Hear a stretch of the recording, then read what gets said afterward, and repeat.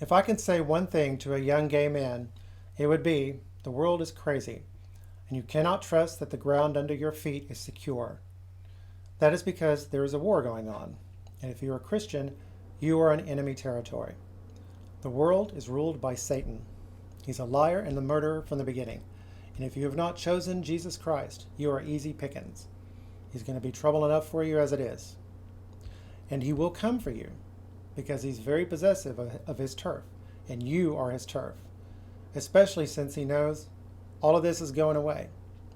So even the simple act of praying for a friend or a family member is considered subversion and treason. Now, in all this craziness, God seems weak, but he raised his son from the dead, after he was dead and rotting in his tomb, may I add. Compared to that, everything going on here is trivial. In the end, he's going to take this world back, and he's going to burn it away, and he's going to replace it with a better world. In the meantime, he's letting the world hoist itself on its own petard. So if you're one of those wretched sinners who are going to end up in hell, you will know you deserve to be there, because angels are warning you over and over and over again. But if you've chosen Jesus Christ, then this crazy world with its death and its lying and its sin will be the fire that purifies you. It will be the challenge that quickens your intellect. It will be the resistance that strengthens your body. That is true even if you're hooked on drugs or sex or alcohol. If God sees you struggling, and he knows your heart, if he sees you constantly repenting after you've fallen down, then that will count to your glory in heaven. But don't give in to this despair and agony, because if you do, there's no hope for you. God asks only one question, and it's not a multiple choice question or an essay question. It's a yes or no question. Will you trust me? And as we are made in the image of God, we must do as God will do. That means we must burn the bitch down. But after that, we must clear the debris and build a beautiful new world on top of it. That's a lesson I learned from my time in high school debate. If you're going to be against the resolution, then you better have a better idea ready to go. Let me tell you, you're going to love the ideas I have here. Now, it's true that the world is full of lies. That's the bad news. But the amazing news is this is the age of the internet. You can get anything you need. All the information you need to fulfill your historic mission is easily within reach. Just be careful with the details, because details matter. For example, somebody gives you a grand conclusion. They better have some stuff backing it up, and you go through that stuff that they use to back up their conclusion, and you see if those details go with that conclusion or call for another conclusion. I did papers in the past on ancient DNA studies. I finally stopped doing because I got tired of it. These people have an agenda, and that's what I had to do, and well, that's what you're going to have to do here. Also, and this is important, garbage in, garbage out. Because although these grand conclusions you presented are bullshit, they're based on good data. They're just not honestly taking care of the data. And this is why I followed up on the advice of a friend and started reading John Lauritsen, to whom I dedicated this video. This is the AIDS War. Came out in 1993. He wrote in the New York Native in the 1980s, that is a gay newspaper, and he's a Harvard-educated survey research analyst. This guy knows how to handle his data, and I can tell. And I can tell when you're full of shit, too. I was becoming a young man just as AIDS blew up on the scene. I'd heard rumors of something afflicting gay men, but my first official word came with the famous Newsweek cover story on the AIDS epidemic. And then a few months later, near the end of my last summer vacation, heading into my senior year, they released their Gay America cover. Now, I was in the debate class, so I had to go up to the school and get all the news magazines, even though classes hadn't been let in yet. Felt kind of special. And I read all the magazines throughout the year, cover to cover, and I had to catalog all the articles. I still remember walking into the school and picking up that magazine and being kind of shocked by what I saw, but kind of expecting to see it too, because I'd heard the rumors and I saw the previous article a few months before, and I wondered what God must really think about us. In fact, I'd been agonizing over that, and I thought, well, fuck. And we all know what happened after that. Well, actually, we don't, because I never heard of John Lauritsen. I never heard of anything he had to say about AIDS. Not a word. For example, I remember this from page 12, which is table 1 for his book, but the table was famous. AIDS cases by patient characteristics. Male gay bisexuals, gays and bisexuals, 73%. IV drug users, 17%. 90% of the total, everything else is trivial. This is December 31st, 1984, my first year as an adult gay male. I was tight as a drum, too. I just got out of boot camp. Now, the table was depressed the fuck out of me, and it was humiliating. And it's only upon reflection, and I mean right now, that I truly understand how demoralized I was by that table. My spirit was already broken. I should have been Jack the Lad. My spirit was already broken. It darkened every encounter I had with every gay man over the last 35 years. It just gave all of us the stench of filth and failure. So I desperately needed to see John Lawrenson tear the shit out of that table, which he did. Did I tell you he was trained at Harvard to do exactly that? It shows. Now, if I'd known about John Lawrenson, I would have known that doctors use the Koch postulates to determine if a virus or bacteria is causing a disease or not. This is from page 23 and 24. Koch's first postulate requires that the microbe be found in all cases of the disease. Koch's second postulate requires injection of the microorganism into susceptible animals, with the result that the same disease is produced. The third postulate requires that the agent create the disease upon transfer from animals made ill by inoculation. The HIV virus fails all three postulates. Now, if you're going to reject the resolution of universally accepted protocols and rules of thumb, then you better have a better idea handy. But instead of all the necessary argument that should have accompanied that alleged idea, I didn't even know that idea was necessary, that alternative. The Koch was telling us the virus didn't cause the disease. You're saying it is. I didn't know that what you were telling me was an alternative. You were saying it's the main conclusion. It's the alternative. You need to prove that. I heard about all the sporty, rugged, handsome gay men who suddenly got AIDS after a single encounter with some hot top, maybe on a drunken weekend. I never heard of this. This is from his chapter on the risk AIDS hypothesis, as opposed to the HIV AIDS hypothesis, page 189 through 190.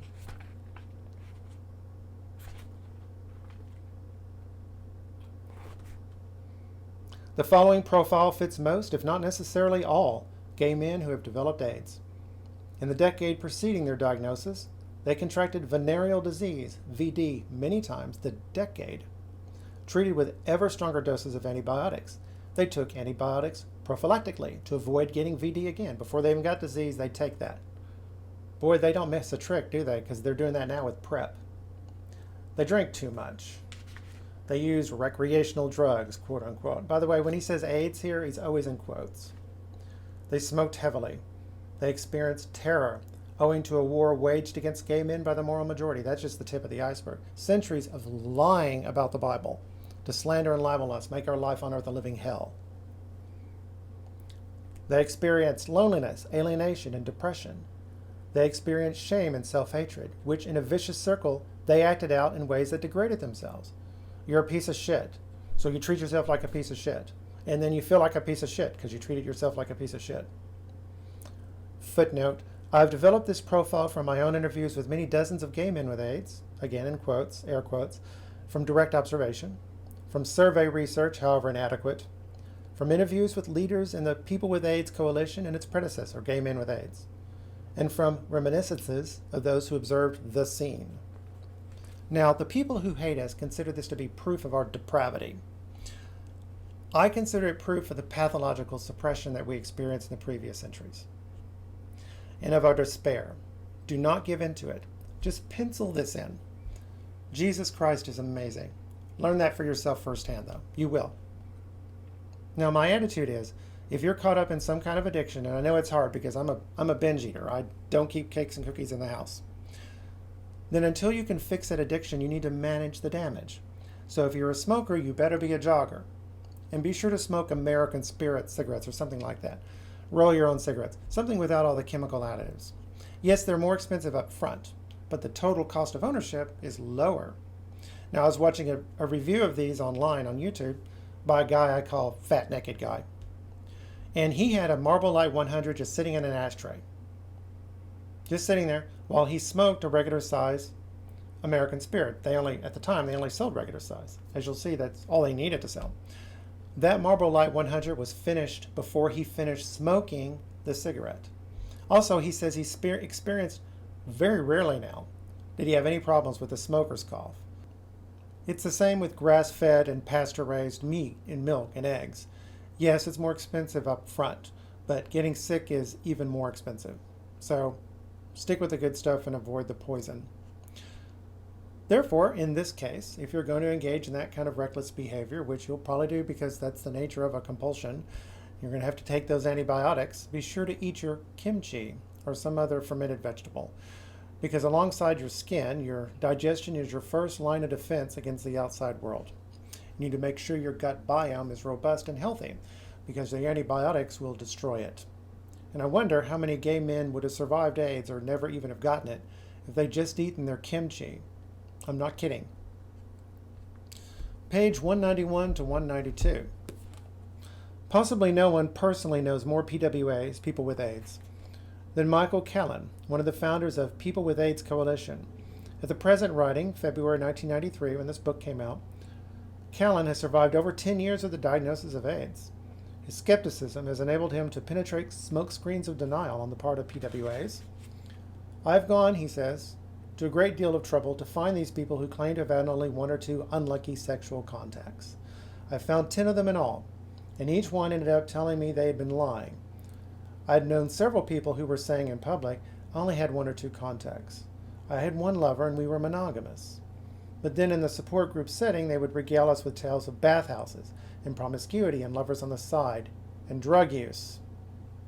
When I spoke to him recently, I asked him if he had ever encountered a gay male PWA who did not fit the profile of VD, antibiotics, drugs, and stress. His answer was, no, not in 11 years. Now, the next one, quote, is very telling. It tells us that AIDS was probably never about male-on-male sex, not particularly. Back in 1983 and 1984, I had a number of talks with Artie Felsen, a founder of People with AIDS New York, and a member, as I was, of the New York Safer Sex Committee, about which more later. At that time, there were only a few thousand AIDS cases, so it was possible for a politically active PWA like Felsen to come in contact with a substantial proportion of PWAs in New York City and around the country. He told me he had interviewed between 300 and 400 gay men with AIDS and had interrogated each of them with regard to sex and drug use. Though none of his respondents were virgins, some of them had not been especially promiscuous. However, they were all drug users.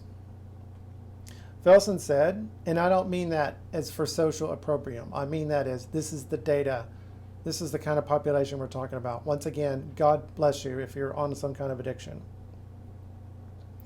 Felsen said he had heard stories of drug abuse that would make the hair stand on end, and without a single exception, they'd all use poppers, nasty stuff. Men kept trying to pile on me when I was younger. My conversations with Felsen took place before the AIDS virus hypothesis had become obligatory truth, so we were still free to bandy about ideas as to what AIDS was and what caused it.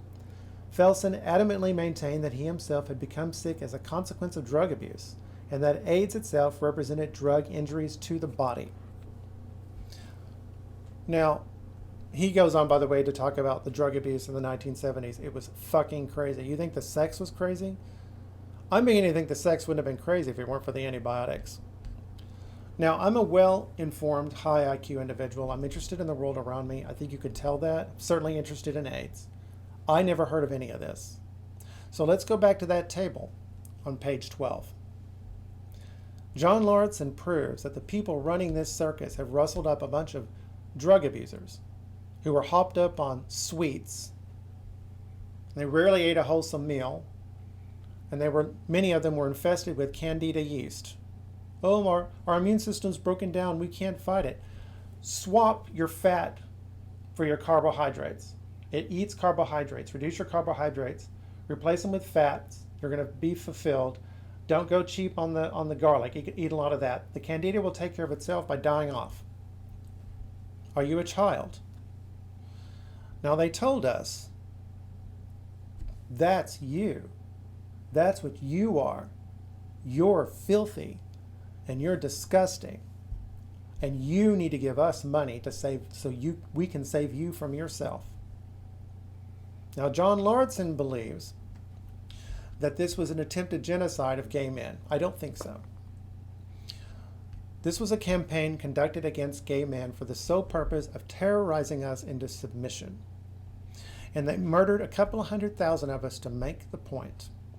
And for more than 35 years, we've been nothing but whipped and beaten dogs. And we don't know anything more than this little fiefdom that we're trapped in, lorded over by people who have no conscience. And anytime anybody says boo about these sons of bitches, or says something that hurts their brittle ego, we jump their shit and attack them like the dogs that we've been reduced to. Absent repentance. Very important caveat. And we don't really know if, even if they die, even if they appear not to have repented, we don't know whether or not they did. That's up to God. Absent repentance. And by the way, as they're dying, if I know about it, I pray very, very hard for them. I don't want anybody to go to hell. But absent repentance, when these people die, Jesus is going to look them right in their eyes, and he's going to call them on all of their shit. And he's going to throw them in some very deep parts of hell, where they will be tortured forever and burned forever. And they will never sleep again. They will never eat again. They will never have another drop of water. They will never talk to another human being, ever. And the next time you need any of that, think about that, what it's like not to be able to get it. Now, Lauritsen also says the following, which as a matter of fact has a lot to do with the topic of this video, which I was planning to do actually before I found this book. This is page 188 to 189, which is actually going into the stuff we just read. Why are gay men sick? If anything is sick, it's the prohibition of sex between males, a taboo formulated 2,500 years ago by the Levites, the priestly class of the tribe of Judah, as part of their holiness code, which also includes several hundreds of taboos against foods, forms of clothing, diverse sex acts, and all kinds of other things. The taboo was evaluated by the philosopher Lord Bertrand Russell, in the following terms.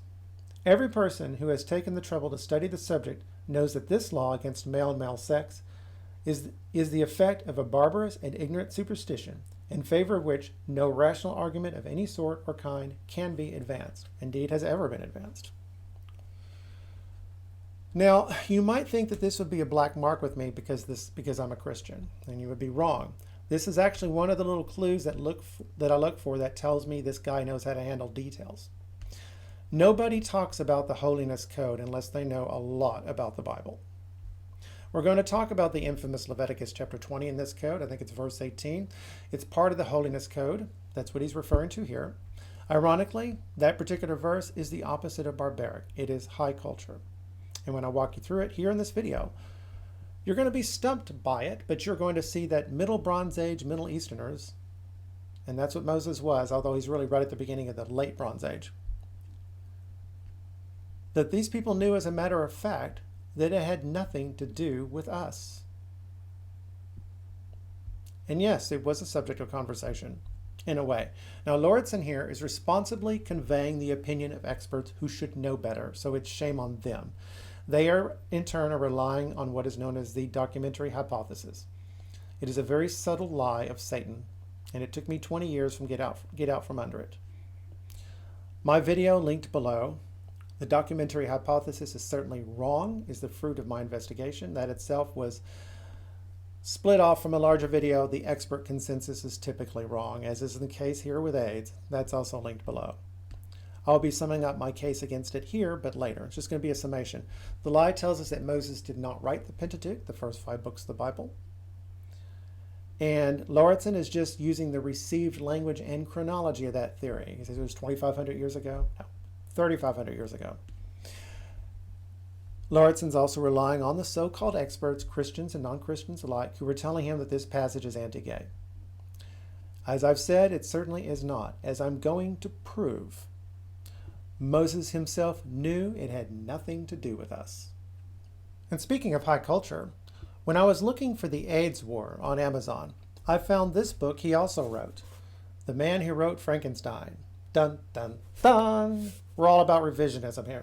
Well, they shouldn't be opening the door for us like this.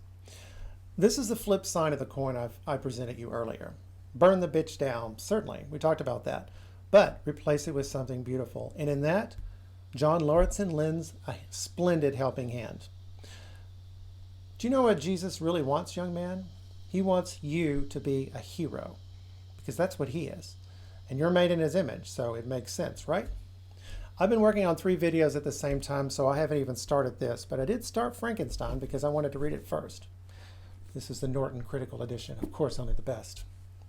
He says it's about male love and affection. And from what little I've read, it fills my heart with love and hope for the first time in decades. We'll talk about the last time I felt this way. In fact, it's explicitly connected with this.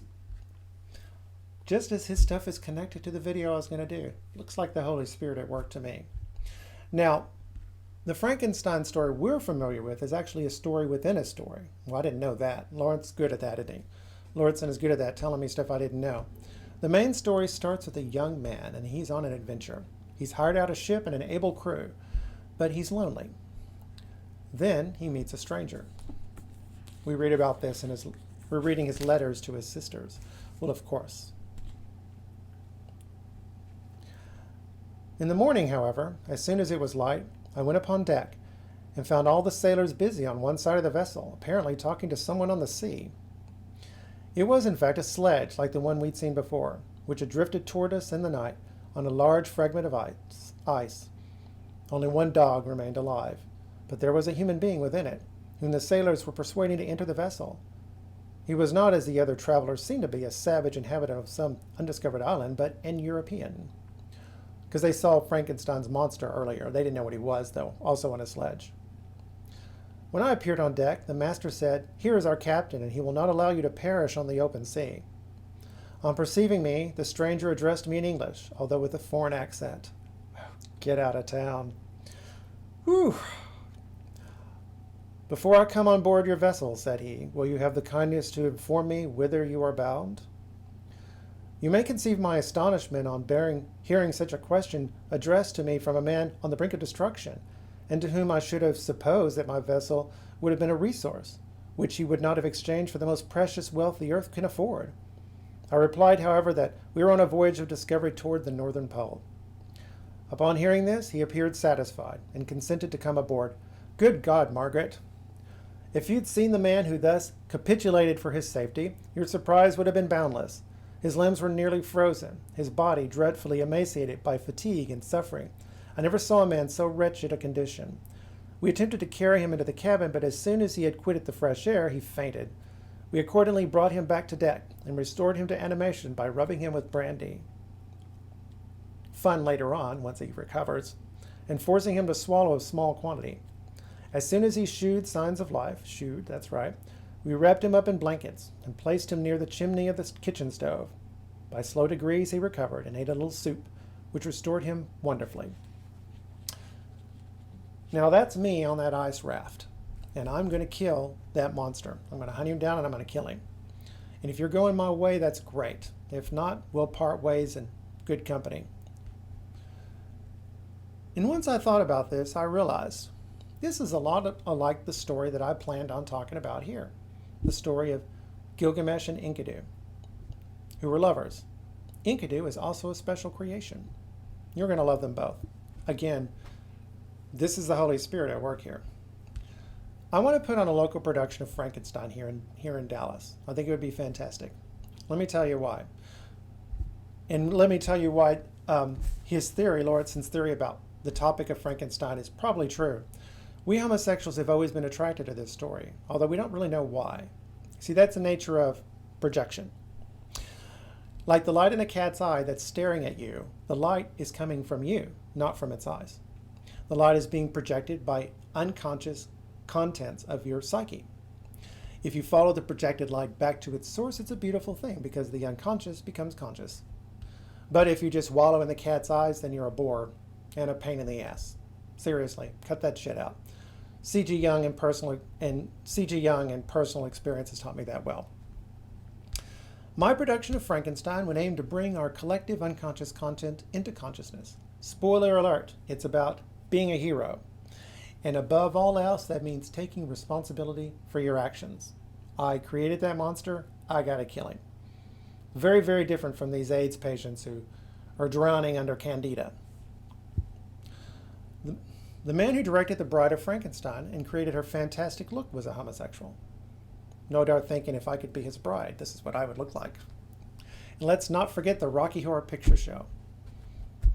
Over at the Frankenstein place, the Time Warp, Sweet Transvestite, probably the best 10 minutes ever in the history of every musical ever made. I felt like the sky had been my prison, and Richard O'Brien ripped it open. That's what the heavens look like. When I go to heaven, I'm going to put on a production of the Rocky Horror Picture Show, and I'm going to play all the parts. That was the last time I felt this kind of hope and joy, and that was a few months before that article coming out of Newsweek. So let's start our excavation of Leviticus, and we're going to include Genesis, because that's going to be important too. The Catholics are all over telling us that Genesis says we can't have boyfriends. But first, we have to go after that awful documentary hypothesis. That assault will seize the intellectual bridgehead, from which we will launch the next phase of our assault on this beast.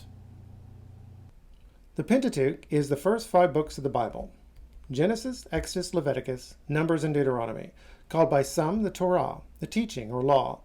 Every book in the Bible after the Pentateuch, Old Testament and New, rises or falls on the strength of the Pentateuch. Tradition has said for millennia it was written by Moses in the 15th century BC, roughly the beginning of the late Bronze Age for the Middle East, which I think is very interesting that something so spectacular as the Exodus would coincide with such a critical turning point in Middle Eastern history, one that is independently obvious to the archaeologists. But we were wrong. While the impetus for the Pentateuch might have come from some guy named Moses, the text we have today actually comes from at least 4 different sources that were finally woven together about 1,000 years after he was dead. J for the Javist or Yahvist, where they use the name Yahweh. E, where they use Elohim, which just means God. The P, or the priestly. And the Deuteronomist. Ultimately, it's based on where they use the name of Yahweh and when in the Pentateuch. That's a very, very coarse-grained description of the hypothesis, but that's basically it. Here you see Genesis chapter 1 divided up between P and E. In every case, unless I have reason to believe otherwise, I typically stick to the consensus. Here's a timeline I use in the video to give you an idea of when these sources were supposedly pulled together. I start with the birth of Abraham's grandson, the patriarch Jacob, and I end it with the Babylonian captivity. I compare it to events that were happening outside of Israel. You'll see in a few minutes why I start with Jacob instead of Abraham, but I end it with the Babylonian captivity because that's when everything was allegedly pulled together, or sometime around then. The Yahwist and the Elohist come in about here, the Deuteronomist about here, the priestly later, but I've seen all sorts of dates, both relative and absolute. You'll notice I brought in the Enuma Elish, the Babylonian creation story, and the Epic of Gilgamesh, because the Jewish exiles in Babylon were allegedly influenced by these works when they wrote their creation story. The creation of Adam is especially supposed to be influenced by the creation of a character named Enkidu in the Gilgamesh epic. Before this is over, I'm going to prove beyond reasonable doubt that they got that backwards. The story of Adam and Eve was more than 1,000 years old by that time. The story of Enkidu and Gilgamesh was written by a man or men who assumed their readers knew about Adam and Eve. Can't wait to show you. It's a splendid piece of work on their part. But there's a problem. We're not looking at different names, we're looking at different gods. El, or Elohim, a sky father. Yahweh is a thunder god. That's obvious when you look at the earliest psalms dedicated to him. And it's exactly at the time of Moses that thunder gods were rising to prominence all over the place, both among the Semites, like the Babylonians in the top left, and the Syrians in the bottom left, and among the Indo-Europeans, like the Greeks on the bottom right, and the Indo-Aryans of India on the top right. The Pentateuch was written in the Bronze Age to give the Hebrew answer to the dramatic question, what is the relationship of the thunder god to the sky father? Short and simple. The question was answered definitively in the New Testament. The thunder god is the sky father. You've seen one, you've seen the other. The one perfectly obeys the will of the other. They are only one God, but 2 different persons. If you pay close attention, you'll notice Jesus sometimes acts just like a thunder god. Our Nicene Creed is 100% Pentateuch compliant. Take it to the bank. So now let's switch up that timeline and sharpen our focus. The very odd Deuteronomy 32, 8 through 9 is key. When the Most High, that's El Elyon, apportioned the nations, when he divided humankind, he fixed the boundaries of the peoples according to the number of the gods, or the number of the sons of God. The Lord's own portion was his people, Jacob his allotted share. Not odd anymore. It tells us when Yahweh became the God of Israel, during the lifetime of Jacob. And that's exactly when Marduk started his rise to power in Babylon. I cover that in The Expert Consensus is Typically Wrong. I find it very interesting that Jacob's ladder in Genesis chapter 28 is at Bethel. The ladder stretches between heaven and earth. Bethel means house of God, and Babylon is Babel, the gate of God. Anyway, let's bring in the Rig Veda. Let's also move these works back to the Bronze Age where they belong. They are products of that era, after all. Now, many of the fruits of the documentary hypothesis are still useful. We can still have the sources. We just need to push them back in the Bronze Age and compress most of the work, if not all of it, into a 50-year period. That's typically the way the devil works. He wraps a tissue of lies around a kernel of truth. Although we should allow for a later updating of language. For example, when Abraham's great-grandson Joseph enters Egypt, he goes to the city of Ramses, which everybody agrees did not exist at the time. But there was Avaris. It's just that later, probably nobody knew where Avaris was, and so they just said Ramses. It's the same thing for the captor. You know who the Philistines are? Same thing. So they changed it to the Philistines. And in a crash effort to make the book of Deuteronomy, the treaty, more understandable, because according to the Bible, they lost the treaty, and so they've been violating it for centuries, and they thought God was going to kill them. They probably updated its language too, again, to make it understandable. Now, that's too much to go into here, and I still got a lot of research to demonstrate that anyway, so it's going to go into a later video. But let's get back to Gilgamesh. In Ezekiel 16:3, we are told that the Israelites are a hybrid race. They're part Hittite, who are an Indo-European people like the Greeks and the Romans, and part Amorite, and these are the Semites. Well, naturally, they speak the language of their fathers, so they are Semitic speakers, which is Hebrew. And I thought it was like, why am I looking at this weird mixture of Semites and Indo-Europeans coming out of the Israelites? Well, now I know. Now, it is the last connections with the Semites, the Amorites, that's important, because it is the Amorites who migrated to the small town of Babylon in their day and made it into a great city. And they took older Sumerian stories about a king named Gilgamesh, and they wove them together, and his servant Enkidu, and they wove them together into the Epic of Gilgamesh. Like what scholars say happened to the Pentateuch. Indeed, Moses could have treated the Gilgamesh editorial history as precedent. Okay? Now, in the Epic, Gilgamesh and Enkidu were lovers. That will be abundantly clear in the language. Also, Enkidu got an origin story that looks an awful lot like the creation story of Adam. I say it's because it's based on the story of Adam and Eve. And when you look them both up, you line them both up, which we're going to do, the biblical creation story not only makes the creation story of Enkidu a lot more interesting, but the epic in turn can provide a running commentary on what Middle Bronze Age Mesopotamian Amorites thought about the story of Adam and Eve, including Abraham and Isaac and Jacob. And I told you, they talked about this at the time. Now, for what follows, don't get turned off by the fact that we're talking about Babylon. You're thinking of the whore of Babylon and Yahweh's condemnation of the Babylon through the prophets. That's 1,000 years from now, from this time. They're ruled by the Chaldeans. In between then, they've been ruled by the Kassites. This city might as well be in China. Now, think about it. You're only called a whore in a moral sense if you've fallen from the right path by choice and fallen in with people who are toxic to your own kind, which implies that once upon a time, Babylon was on the right path. And indeed it was. And indeed, again, the only other people called whores in the Bible that I can think of are the Israelites. Huh? Then there's the fact that these Amorites are contemporaries of the patriarchs, which means their thinking could not have been that much different. For example, God promises a kingdom to Abraham and his descendants. Well, what do you know? There are Amorite kingdoms popping up all over the Fertile Crescent. Huh. Some big, some tiny. In the beginning, Babylon was very tiny. In fact, it was one of the most trivial of the Amorite kingdoms. What probably happened is while everybody else is doing their political games and fighting their wars, we know the kings of Babylon were doing this. They're building up that infrastructure. Build, build, build. That's what they were doing.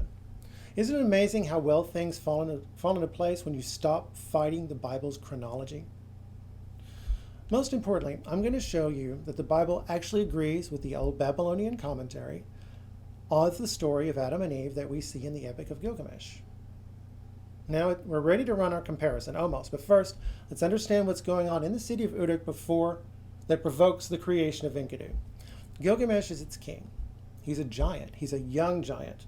And he's 2/3 God, so he's got a lot of energy, but he's like a lonely cosmic puppy. He didn't have playmates at a critical stage in his social development to teach him not to bite too hard or make too much noise. All he knows is he wants to play games all the time. But the young men of Uruk can't keep up, and their sisters and their mothers are exhausted from supporting them. So everyone is miserable. He's lonely, they're exhausted, they all cry to the gods.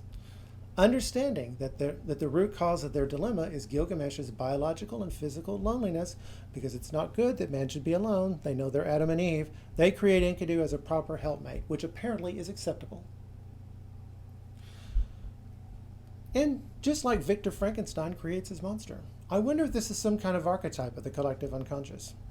And at the same time, they send dreams to Gilgamesh, which his mother interprets for him, one about a meteor, another about an axe. The language of both are important. I'm going to touch on them in this video. So this leads to the last thing. Gilgamesh already knows he's going to have a male helpmate and a lover. Now, why male? Because if they made a female, she and Gilgamesh would have children that just make everything worse. In other words, once again, a male helpmate and lover is acceptable. And as you'll see, it's acceptable in the Old Testament too. Keep in mind as I read this, they remind you several times that Enkidu is the image of Gilgamesh, almost a twin, and he's almost a god, just as Adam is made in the image of God. The earthling, Ha-Adam, is formed from the earth, Adamah. Enkidu is created as a Lulu Amilu, a primordial man, as they call him in later versions of the epic. This signals us to look for a creation story. Now here's your first bit of evidence the biblical patriarchs and the old Babylonians are on the same page. And evidence, may I add, that the Bible has reliably transmitted the stories of the patriarchs, that this stuff does not happen in a vacuum. The idea of a special creation to fulfill a divine need or agenda. What's the origin story of the children of Israel? Abraham's wife Sarah was decades past her childbearing years, and even then she couldn't have a baby. And yet, she had Isaac, and he had Jacob, who lived when the Epic of Gilgamesh was written, and who later in life became known as Israel. Not a coincidence, folks. God is at work every single instant. Don't overthink it. Animals are brought to Ha-Adam as potential partners. None are fit. Enkidu lives with his animal friends, but as they have no reason, they aren't fit. From what we're taught, you'd think that none of these animals were fit for Adam because they didn't have the right sex organs.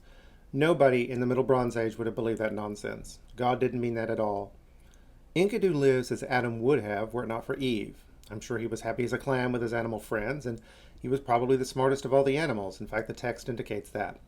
But with no proper human as a model, he would have never fully developed as a human. This is the first lesson we learn about Adam and Eve from the Babylonians. And here's your second bit of evidence that God agrees with the Babylonians.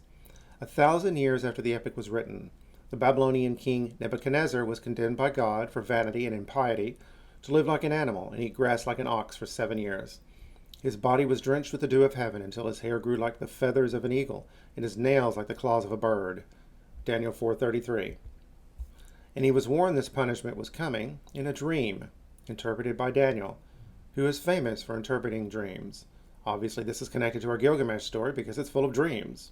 What can possibly be a more fitting punishment for a vain Babylonian king? Eve is created from his side. Recognizing Enkidu as a Lulu Amilu or an Adam, Gilgamesh sends a prostitute, Shamhat, to humanize him. Ironically unaware, Ha-Adam is his promised helpmate. A dream told Gilgamesh that Enkidu will become the axe at his side. Here's the second lesson we learn. A man's true helpmate is not necessarily his wife. This lesson helps us appreciate the high level of craftsmanship that went into the epic. It's ironic, it subverts expectations, and yet it completely makes sense. This is the hallmark of true literary genius. Eve hands the fruit of knowledge of good and evil to Ha-Adam. Shamhat introduces Gilgamesh to Mes, the wisdom of living as a human being. Mes is a Sumerian term, We might be in exile from Eden, but we do have our comforts. Adam and Eve were ashamed and covered themselves with fig leaves. God gives them garments of skin for clothing. Enkidu is still naked and unashamed. Shamhat divides her clothing with him. A prostitute teaches a man how to be ashamed of his nakedness. Now, there's some rich literature for you right there. Adam and Eve are exiled into a world of heartache and backbreaking labor. Enkidu learns of mess among his new friends. He learns to eat bread and drink beer. He is red-faced and merry. Compare and contrast. More literature, excellently accomplished. Not only do the details of Enkidu's origin story and the story of Adam and Eve match, but even the timing is almost spot on. There's no way that's an accident. The evolution of the Gilgamesh epic has been a real eye-opener for me. I especially appreciate the fact that he does not believe there actually is a connection between Adam and Enkidu. His criticism of the very idea and his mastery of the subject matter will strengthen my case dramatically. Jastrow's comparison of the Enkidu story to the story of Adam and Eve in the second and third chapters of Genesis implied a biblical reflex of the second motif. By offering Adam the fruit of the tree of knowledge, Eve ultimately drew him to civilized life. In the previous paragraph, Tige had talked about two literary motifs: the transfer of qualities from one being to another through intimate contact, and the role of woman as seducer towards civilization. In Jastrow's view, both of these stories went back to a common Semitic original which, like the biblical story, dealt with primordial man, but, like the Enkidu story, explicitly included sexual intercourse. But such triangulation back to a common original is not without complication. If the original story dealt with pre-civilized times, the woman must have been equally uncivilized and could not have contributed to the man's intellect. One might theorize that in the original story the woman was a goddess, but that is pure speculation. Present evidence does not point clearly to a Semitic tale in which all the elements of Enkidu's origins and his rise to human culture were already drawn together. It looks rather as if the compiler of the epic created an episode out of diverse raw materials. Then there's a footnote of interest here. As did the author of the biblical Paradise narrative, Tige, Paradise, columns 81 to 82. Every one of his objections have been addressed by my model of how the story of Enkidu's origin is related to the story of Adam and Eve. He even saved me the trouble of checking out other creation stories. He informs us that neither story has any relation to any known story from that era, although they are both made up of individual elements well known to their contemporaries. And he can assure us of that because that's what he does for a living. Unfortunately, he believes in the documentary hypothesis, and he doesn't seem to have noticed that the biblical patriarchs are related to the people who wrote this story. Because if he'd blown off the first and noticed the second, and lined up the stories like I just did, he would have drawn the same conclusion I did. The question arises as to why the author chose to describe Enkidu's beginnings in this way, granting the need to account for the origins of Gilgamesh's equal, and may I add, image. This literary need did not require so circumstantial an account, and certainly did not require that Enkidu begin his life like an animal. This objection has been answered. And a footnote, not actually a footnote from this passage, it's from earlier, that the role of the harlot in bringing Enkidu to civilization was found by the author of the epic in his source, is suggested by the superfluidity of the role. Why did Gilgamesh need an intermediary to bring himself and Enkidu together? Gilgamesh's dreams implied that Enkidu came to him directly from heaven. Thank you for agreeing that they got this from another story. I got it from the story of Adam and Eve. Now next, we're going to deal with that infamous clobber passage, Leviticus 20:13, the one they've been hammering us with for at least 400 years, part of the Holiness Code. If a man lies with a man as with mankind, they have both committed an abomination. They shall be put to death. Their blood shall be on their heads. This translation is a lie. They might not have known exactly what was going on here, and I know for a fact they did not. But they knew that wasn't true, that that's not what it was saying. I've been hammering that for 2 years now. I did in my video, the expert consensus is typically wrong. But now, here comes Gilgamesh swooping in to help me out. This is a passage that I've read 100 times, but I'm only now figuring out exactly what's going on here. In Uruk, they held regular festivals of sacrifice. Young men made merry, set up a champion. For the fellow whose features were fair, for Gilgamesh, like a god, was set up a rival. For the goddess of weddings the bed was laid out. Gilgamesh met with the maiden by night. Forward came Enkidu. He stood in the street, blocking the path of Gilgamesh. Now we have to dive into the original language here. The goddess of weddings is Ishara. This is a bed of Ishara, which brings us to our clobber passage. If a man lies with male beds of woman, zakar mishkve isha. Isha sounds almost exactly like Ishara, and it's her bed. Isha just means woman because there were lots of ceremonies like this involving different goddesses. The Greek Septuagint carries a phrase over without bitchy little commentary we get. Arsenos koitein gunakos. It's just male bed of woman. They let that dog lie. Then we have toheva for abomination.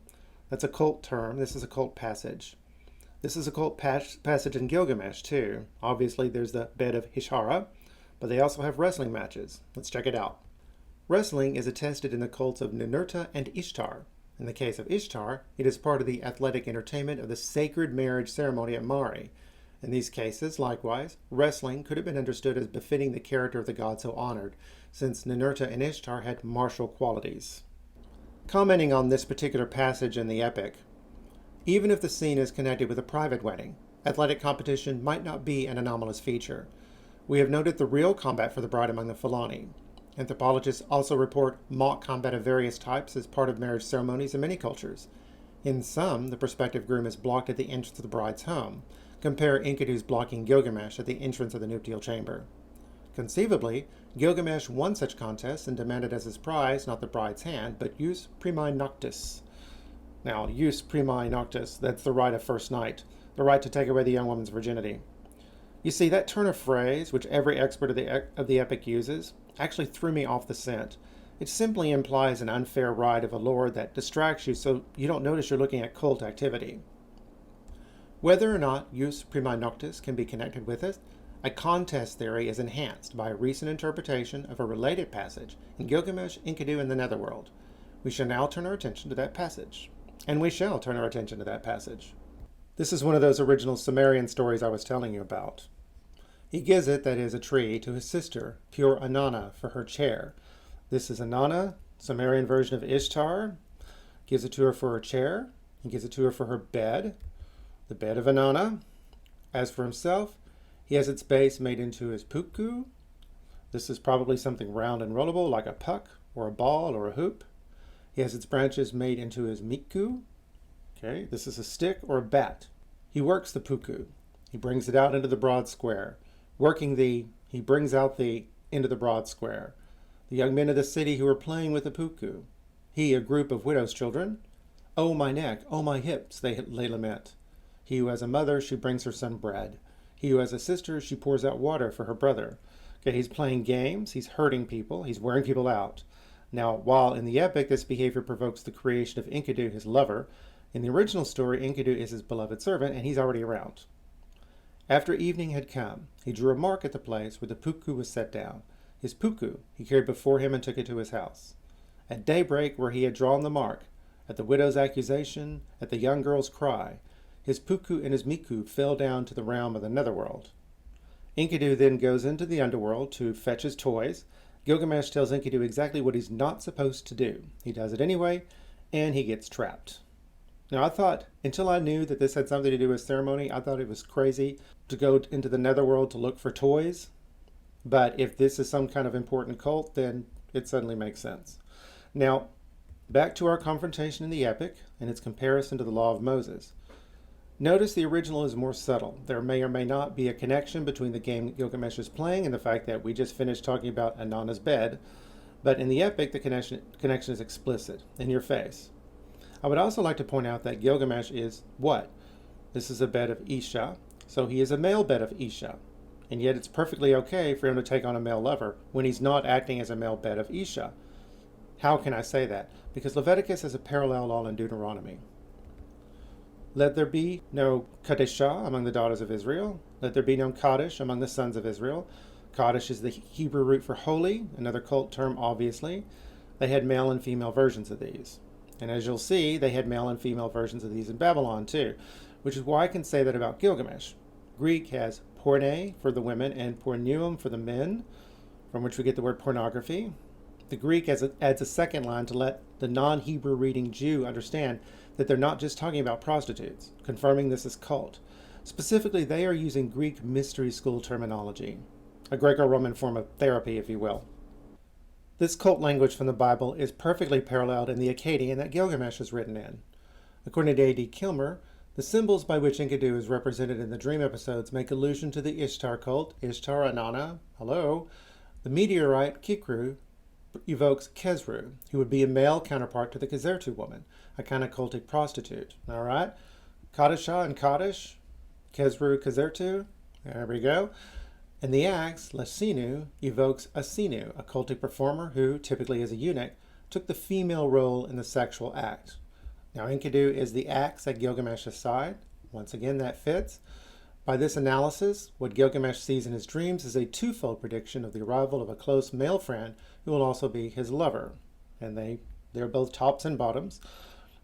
All this once again confirms that these people are on the same page as the Israelites. Let's continue. The repeated use of the verb lababu in this connection implies a sexual connection. If there is any doubt about the significance of this imagery, see also something where in death, Gilgamesh veils Enkidu like a bride. Okay?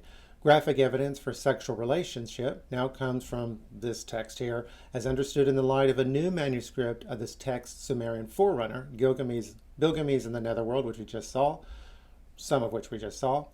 These lines from Tablet 12 describe the return of Enkidu's ghost from the underworld. Now, these are two different contexts, though. This is after Enkidu and Gilgamesh had gone on their great epic journeys and blah, blah, blah. All right, here we go. If I'm going to tell you about the rules of the netherworld that I saw, sit you down and weep. So let me sit down and weep. My friend, the penis that you touched so your heart rejoiced, grubs devour it, like an old garment. My friend, the crotch that you touched so your heart rejoiced, it is filled with dust like a crack in the ground. Tablet 12 of the epic. This beautiful, beautiful lover's language. Okay, and now with that, we move to a young David and Prince Jonathan. A song of the bow, David's lament for his lost lover, and they were lovers. I stopped fighting that years ago. As far as I'm concerned, the burden of proof is on you if you don't believe it. Their relationship is set up exactly the way Gilgamesh and Enkidu's is. They show that it is not necessarily true that a man loves another man because he is weak. For example, all four of them are almost superhumanly potent in the sack. Gilgamesh sleeps with all the virgins. Enkidu and Shamhat have sex for 7 straight days and nights. Lots of women throw themselves at David, and he catches them. Jonathan had plenty of children, and every one of them are brave in combat. And in each case, they are the love of each other's lives. In fact, in the case of David, Jonathan was the only truly healthy relationship he had. He was toxic with his brothers. He was famously toxic with his wife and his own sons. But of course, that's the way it always is with kings. Do not report it in Gath as good news in Ashkelon streets, lest Philistine women rejoice, lest the women of the uncircumcised exult. Women of Israel, weep over Saul, who clothed you in scarlet and in finery, covered your clothing with ornaments of gold. More wondrous your love to me than the love of women. The glory of women depends on the glory of their men. They are the moon, men are the sun. Thus, Jonathan's love indeed is more wondrous than the love of a woman. Even in death, a man may die well, which is what he did. Let's read more. From the blood of the slain, from the bodies of the warriors, the bow of Jonathan did not turn back, nor the sword of Saul return unstained. Saul and Jonathan, beloved and dear, separated neither in life nor death, swifter than eagles, stronger than lions. Jonathan has a bow like Yahweh. Storm gods shoot their lightning like arrows. He's the son of the king, like Yahweh is the son of El. He is the image of Yahweh. My theory among the Israelites is the Kaddish stands in for Yahweh in the Israelite Mystery School. Too complicated to get into here, but my reasoning there is just as solid as it is here. Though, as in anything I say in any of my videos, I'm happy to drop anything I say if it turns out to be wrong. To have sex with a Kaddish gets you the death penalty, but as with Gilgamesh and Enkidu, that does not apply to David and Jonathan, because they are not Kaddish. One final touch. Gilgamesh has now met the love of his life. And what do you do when you've met the love of your life? You take him to meet your mother, of course. Excuse the garble, the text is massively damaged. The mightiest in the land, strength he possesses. His strength is as mighty as a rock from the sky. This is the meteorite, the Kikru, which evokes the Kesru. Gilgamesh is bringing a man home as his husband to meet his mother. He is tall in stature, proud as a battlement. The mother of Gilgamesh opened her mouth to speak, saying to her son, while Kal-Ninsan opened her mouth to speak, saying to Gilgamesh, My son in his gate, bitterly you. You hold in his gate, bitterly he. Enkidu possessed no kith or kin, shaggy hair hanging loose. He was born in the wild and has no brother. Standing there, Enkidu heard what she said, and thinking it over, he sat down, weeping.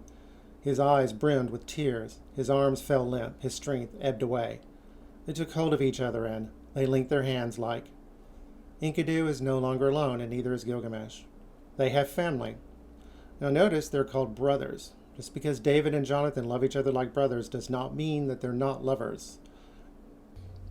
And after that, Gilgamesh and Enkidu are off on an adventure. An adventure Enkidu tries to talk him out of because he's from that part of the world, and he knows it's crazy. So, this is in the Old Testament. Does it extend into the New Testament? I believe it must, because David is a type of Christ. That means he's a non-verbal prophecy. And if he had a male lover... Now, there's a part of the Gospel of Mark that got cut out. It's called Secret Mark. Now, there are a dozen reasons why I know for a fact it's authentic, which I will not go into here because it's beyond the scope of this video, and I've covered it before anyway. But I will read it to you because it's important. Gilgamesh will grieve for Enkidu. David grieves for Jonathan. But when Jesus returns, he will wipe away all of our tears.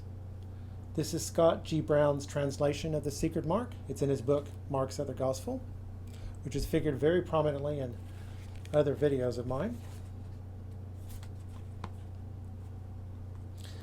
And they come to Bethany, and there was a certain woman whose brother of hers had died. Notice the weirdness of the language. That's not just the translator, that's Mark. This is very Markan. And coming, she prostrated before Jesus and says to him, "Son of David, have mercy on me." She's calling David. But the disciples rebuked her, and having becoming angry, Jesus went away with her into the garden where the tomb was. And immediately was heard from the tomb a great cry. That's death. And approaching, Jesus rolled the stone from the tomb of the door. And going in, immediately where the young man was, he stretched out the hand and raised him, having grasped the hand. Again, very weird, very Markan. But the young man, having looked upon him, loved him, and began to beg him that he might be with him. And going out from the tomb, they went into the house of the young man, for he was rich. For, gar. He added that a lot, gar in the Greek. And after 6 days, Jesus gave charge down. On the 7th day, this happens. And when it was evening, the young man comes to him, donning a linen sheet upon his naked body. And he remained with him that night, for Jesus was teaching him the mystery of the kingdom of God. Now rising, he returned from there to the other side of the Jordan. Rising from what? Rising from bed. This was Jesus' marriage. It's his wedding night. Now Adam was divinely made. Enkidu was divinely made. Frankenstein's monster was created. That's why things went wrong. It's not our place. There's this divine twinship thing, good twin, bad twin. I talk about my Gemini video. And this creation thing for special lover. This is coming from the archetypes. This is coming from the collective unconscious. This is really deep. Now, things went wrong because it's not our place to do that. Now, Isaac was divinely conceived by Abraham. David was divinely appointed by God. Jesus was born of a virgin. Gospel of Mark doesn't cover that, but he assumes his readers know that. Now, it's depressing how wonderful things can be because we got what we got. And we're never going to get the high culture that we desperately crave as long as the bastards that are running the show keep running the show. In fact, they have plans on making things even worse. And they're not going down without a fight. Do I hear an amen? And while we're at it, Deus Vult.